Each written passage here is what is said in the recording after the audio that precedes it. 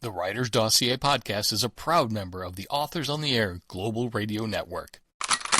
No writers were harmed in the production of this podcast. My name is Dony Jay, and this is my Writer's Dossier.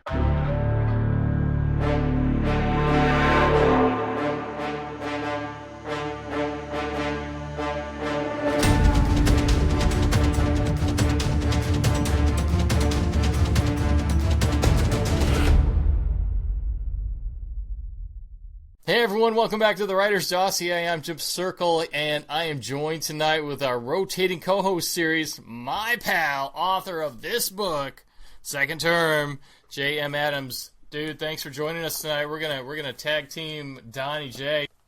Donnie, how you doing? I'm awesome. Awesome. All right, man, we get right into it here on the Writer's Dossier. We respect your time. We know that it is there's a lot going on out there, so we're going to jump right into these questions. So let me ask you, man, as a kid growing up in South Central Pennsylvania, you were big into sports. And what was your favorite childhood pastime? Playing hockey or eating Hershey's chocolate? I mean, that's kind of a big thing around your neck of the woods, right? Yeah. So I played all kinds of sports. I don't live too close to Hershey. I mean, so it wasn't like we're in Chocolate Town here, but played tons of sports growing up. Baseball in the neighborhood, hockey on the backyard on a slab of ice. We used to pile up snow and dunk in the basketball hoop when I was a kid.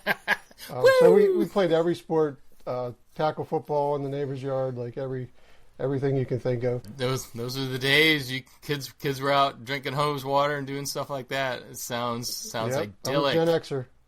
That's right. Neglect and be home by the time the streetlights are on. Hey, why did your friends and classmates think that you were probably going to grow up and join the CIA? Is it because you were good at keeping secrets, hiding the truth, or breaking into places like Tom Cruise did in that one Mission Impossible movie? I think because I was like the idea guy.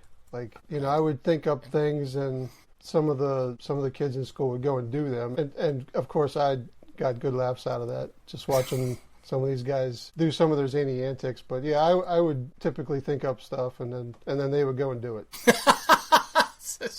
The instigator. Yeah, I guess you could say that. Yeah. So were you the one who stayed out of trouble, or did they rat you out? See, it was Donnie's idea. No, I was pretty much stayed out of trouble type of kid. Yeah. All right. Well, now how long you been on the force? You're a detective now. How long you been at it? A little over 22 years now. 22 years. Holy moly. Yeah. So, as a writer who's still a cop, there are a lot of things the public doesn't know about what's going on in their own town, and other things you didn't expect you'd have to do and see as a cop. What surprised you most? Just a lot of what you touched on. A lot of the things that just never make it into the newspaper. Like what? Like the constant domestics, the people you deal with day in and day out. Just that type of thing. Just sort of the ugly side of town. And not to say that all crime's not ugly, but there are just things that it's kind of like sausage being made in a sense, where there are things that the cops deal with and do that the public, probably doesn't want to know. But yeah, there's just a lot of these things that just go on that it's not exciting, or it's not sexy to make the news, but it's like the hard stuff that the cops do on a daily basis. John makes the news all the time. He used to be a reporter. He was on the other side of the camera, but I have a feeling when John was a kid, he may have been one of your people you were looking for. Say that what I did is I spent a lot of time in child court going through search warrants. And so I came up with kind of the stories you were talking about, the stories that people don't want to know about, the kind of the dark side, if you will, of society.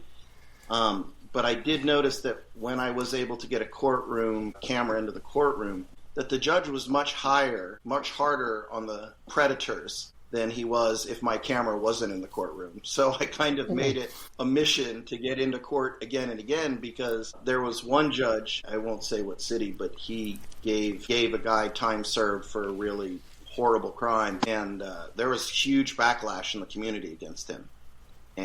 But I looked at his record, and I mean, this stuff happens again and again and again and again. I mean, one of the things that struck me as a reporter in the first 5 years is that it almost feels like, and correct me if I'm wrong, but it almost feels like there's no penalty for crime against children.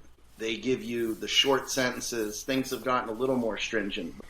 I mean, when I looked at the recidivism rate and these people that just got caught doing the same thing again and again, I was like, why aren't they throwing away the key? I thought for sure John was spending time in child court as a teenager, not as a reporter, but we'll just leave that the way it was. So, Donnie, Agency Award. Yeah, there's a lot of press for this new book out, more than I've ever seen for any of your other books.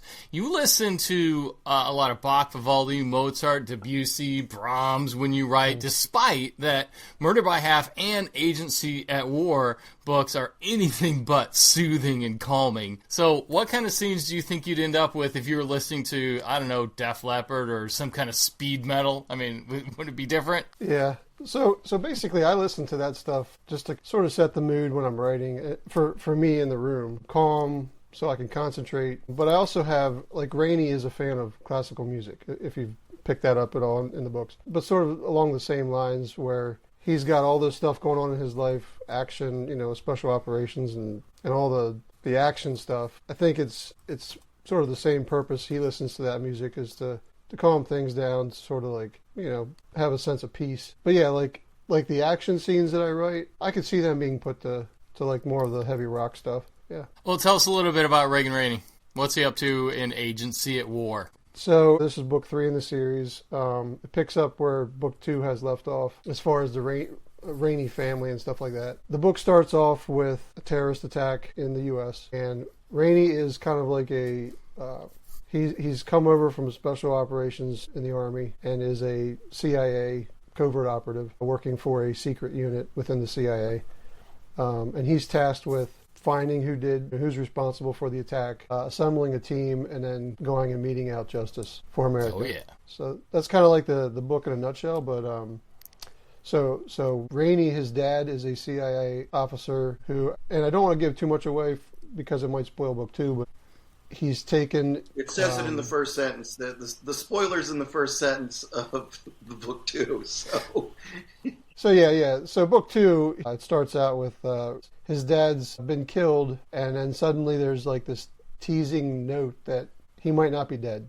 So book 2 is sort of a mission where Rainey and his sister Maddie go and try to find out, is in fact their dad alive? So then book 3 kind of picks up, touches on the Rainey family a little bit, but it's less personal in a sense. Book 3 is more about the terrorist attack. Keep those pages turning, and you just never know what's going on with that. So nice.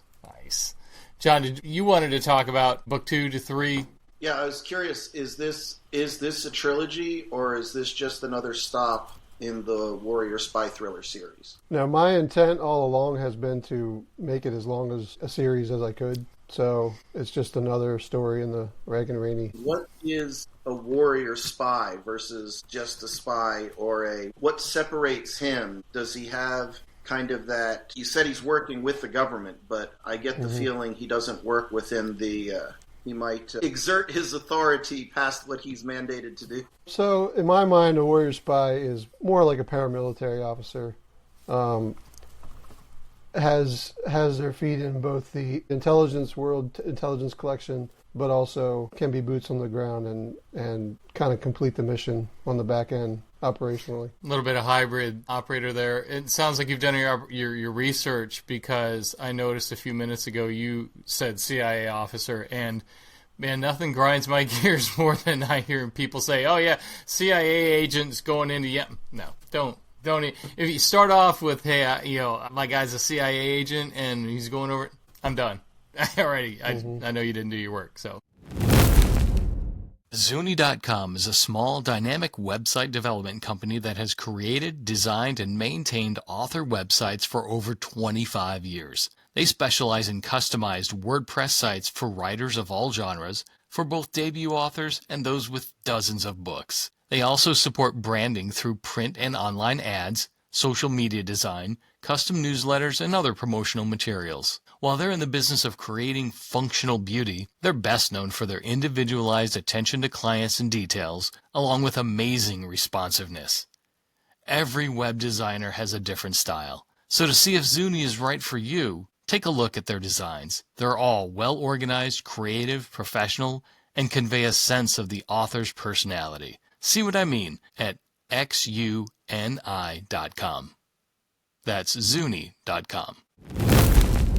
Thank you. There you go, folks. Dony Jay is doing his research for you so you can enjoy a little bit of authenticity there. I think a lot of writers use personal experiences for certain scenes in their books. Have you ever had a coworker do something so dumb, like, I don't know, an accidental weapons discharge or something like that ended up in one of your books? I mean, most of them know that you're also a detective and a writer, so. Yeah.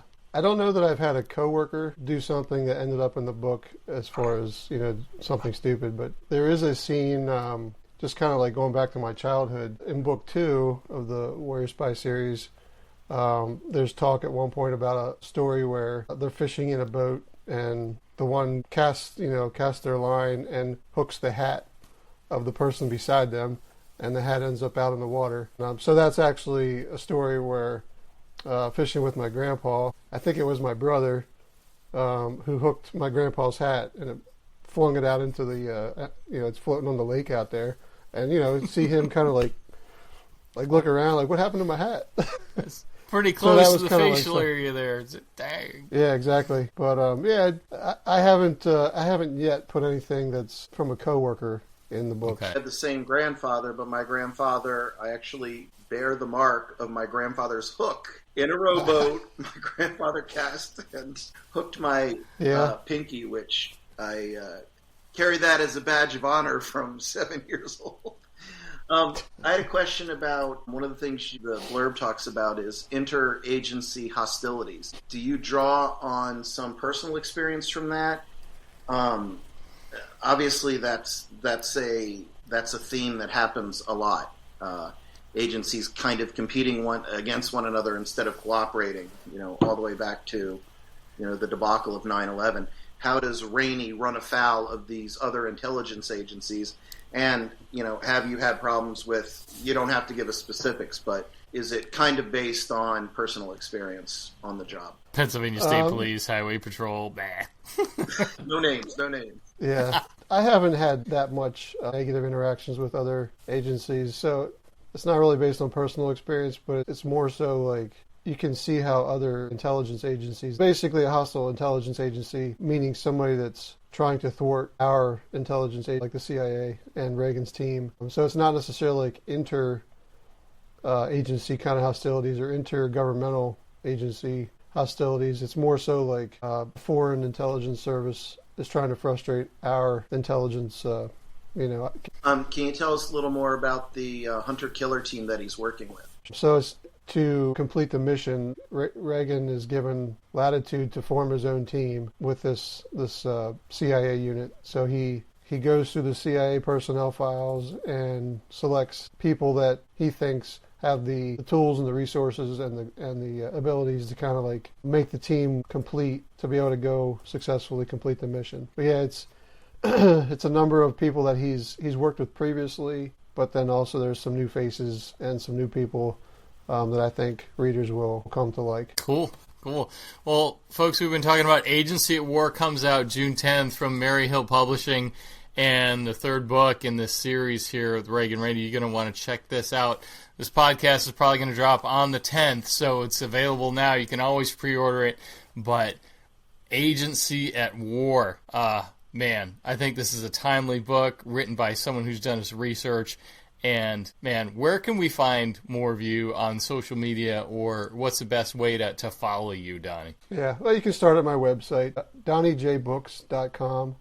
That's DonyJaybooks.com. And then social media, X, Facebook, Instagram, those are the big ones. Dony Jay Books is the username that you can find me under. There you go. So, folks, please get to know Donnie. He's a good dude. I'm here to tell you that. I used to be a cop, and I know one when I see one. So follow Donnie, subscribe wherever he's at. Just follow along and just see what he's got going on. Same with J.M. Adams. Some exciting stuff coming down the pike in the future for him that I know about that we're not going to get into right now, but second term is out there. Award-winning second term is out there. So, John, thanks for joining us tonight. tonight as a co-host. And Donnie, thank you for coming on the Dossier Podcast, sharing your book, and we're all going to look for Agency of War on June 10th. Get to know Donnie at his dossier at thewritersdossier.com. Folks, thanks so much for joining us. Thanks, guys. Thank you. Thanks, John. Thanks, Congrats, Jeff. Donnie. Bye, everybody.